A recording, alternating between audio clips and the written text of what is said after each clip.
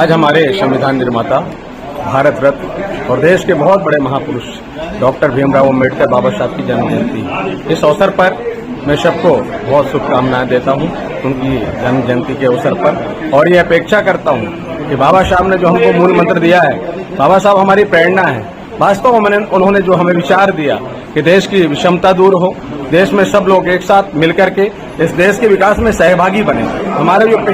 पिछड़े शोषित वंचित भाई हैं, अनुसूचित वर्ग विशेष के हों या अनुसूचित जनजाति वर्ग विशेष के हों, जिनके लिए अभी बहुत कुछ करना आवश्यक है, जिनको मुख्यधारा में लाने के लिए उनको आगे बढ़ाना, यद्यपि विभिन्न प्रकार की योजनाओं के माध्यम से सरकार भी लगातार प्रयास कर रही है, लेकिन सामाजिक स्तर पर हम सबको ये प्रयास करना चाहिए कि हमारे व्यवहार से, आचरण से समरसता दिखे, समरसता का भाव लेकर के हम उनको आगे लाएं और एक साथ मिलजुल करके हमारा देश विकसित राष्ट्र बने, इसके लिए प्रयास करें। साथ ही साथ जो हमारा सपना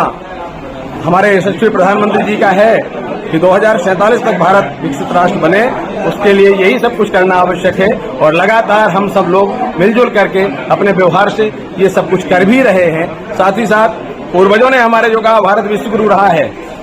निश्चित तौर पे इस प्रकार का जब वातावरण बनता है, रामराज की कल्पना भी इसी प्रकार से की जा सकती है, तभी भारत विश्वगुरु कहलाता है। आज के इस शुभ अवसर पर मैं वास्तव में ये मानता हूँ कि ये संकल्प लेने का दिन है।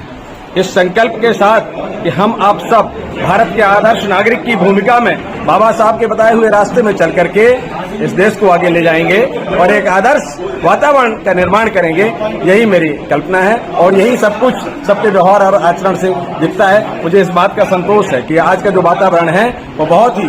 सुखद वातावरण है। हम सब लगातार इस वातावरण को बनाए रखें और देश को आगे बढ़ाने में अपनी भूमिका का निर्वहन करें।